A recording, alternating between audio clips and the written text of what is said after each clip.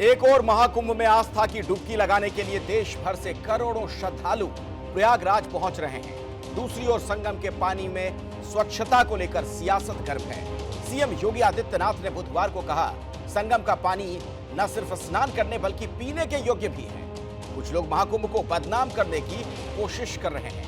इस पर समाजवादी पार्टी के अध्यक्ष अखिलेश यादव ने कहा कि अगर संगम का पानी पीने योग्य है तो इसे बीजेपी नेताओं के घर खाना पकाने, स्नान करने के लिए भेजा जाए। तो देखिए किस तरीके की राजनीति इस पूरे मामले में नजर आ रही है। प्रयागराज के संदर्भ में जो मैं आपको स्पष्ट करना चाहूंगा कि 12, 16, 20, 25, 30 जनवरी, 5, 10 और 13 फरवरी को जो सैंपल के परीक्षण लिए गए हैं उसमें संगम नोच पर फीकल कोलिफॉर्म की मात्रा मानक के अनुरूप पाई गई है। ये Uttar Pradesh pollution control board का है, जो 2500 एमपीएन प्रति 100 ml से ये कम पाई गई है। इसका मतलब जो दुष्प्रचार कर रहे हैं केवल कुंभ महाकुंभ को बदनाम करने की साजिश का हिस्सा है। और केंद्रीय प्रदूषण नियंत्रण बोर्ड ने भी, जिनके नाम पर खबर है, उन्होंने भी 12, 13 एवं 15 जनवरी की रिपोर्ट में इसकी मात्रा को 2000 या उससे कम पाया, यानी 2500 से कम ही पाया है।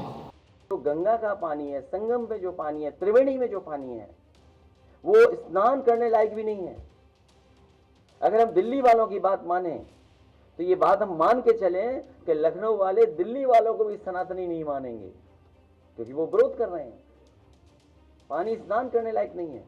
मैं तो इस मौके पर कहूंगा, चाहे वो यूपी पॉल्यूशन बोर्ड के डेटा हो या सेंट्रल पॉल्यूशन बोर्ड का डेटा हो जो मेरे हाथ में है, बीजेपी के सभी नेताओं को सिंटेक्स टंकी भर के दी जाए, उनके घरों पे पहुंचाया जाए विशेष गाड़ी से, जिससे वो अपना खाना बनाएं उसी पानी से, स्नान करें और जब समय आए तब पीते भी रहें दवाई के रूप में। संगम में प्रदूषित पानी के मामले में एक और सियासत गर्म है, दूसरी ओर इसकी जांच करने पहुंचे वैज्ञानिकों का कुछ और ही दावा है। मैंने बहुत ही प्रिसाइज तरीके से वहां से वाटर सैंपलिंग की, एग्जैक्ट वही जगह पे जहां पे लोग नहा रहे थे लगातार। 5 जगहों से मैंने सैंपल लिया। देख करके मैं चमत्कृत हो गया कि वो पानी एल्कलाइन था। तो मैं सरप्राइज हो गया कि अगर इसमें इतनी भयानक तरीके से, जैसा कि कहा जा रहा है, अगर बैक्टीरियल ग्रोथ है तो पानी एल्कलाइन कैसे है। उस टाइम मैंने अपने माइक्रोस्कोप के नीचे उसको देखा तो उसके अंदर मुझे 99% बैक्टीरिया मरे हुए सिर्फ दिखाई दिए।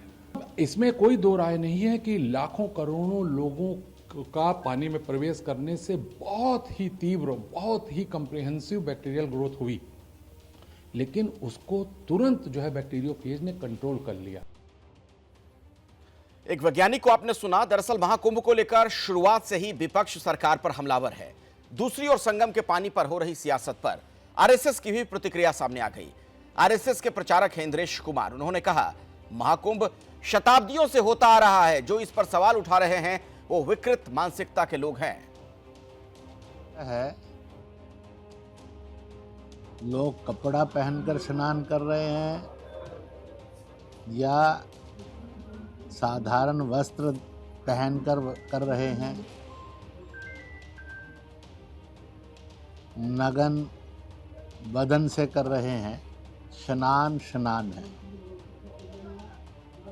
और यह स्नान इस बात का प्रमाण है कि प्रयाग का जल बिना किसी बैक्टीरिया के और प्रदूषण के था, है और सदा रहेगा।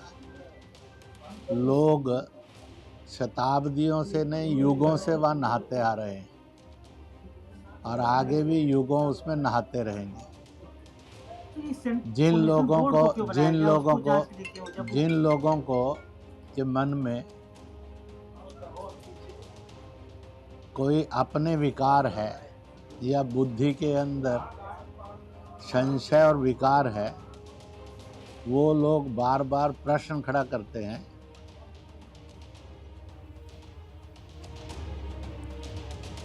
इंद्रेश कुमार प्रचारक है आरएसएस के, उन्हें आप सुन रहे थे। इसी खबर पर कुछ और जानकारी मैं आप तक पहुंचाऊंगा। मेरे साथ वीरेश पांडे मेरे सहयोगी जुड़ गए हैं, उनके पास मैं आपको लिए चलूंगा।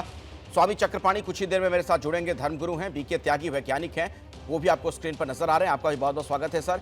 वीरेश, लेकिन पहला सवाल मेरा आप ही से है, किस तरह की राजनीति आप वहां लखनऊ में देख रहे हैं इस पूरे मामले में?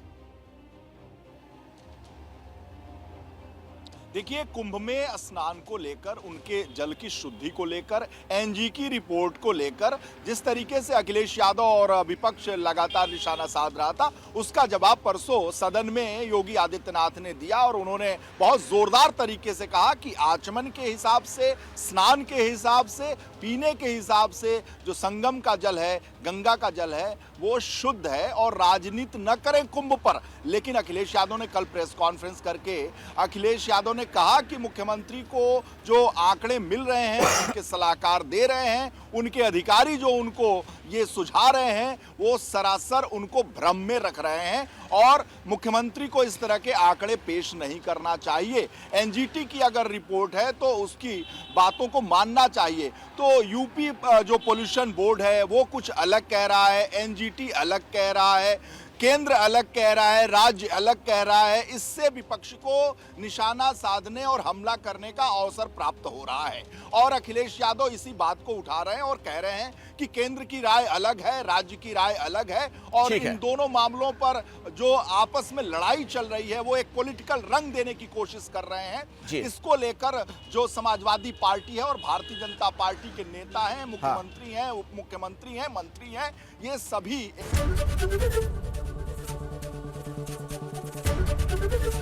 एबीपी गंगा, खबर आपकी, जुबान आपकी।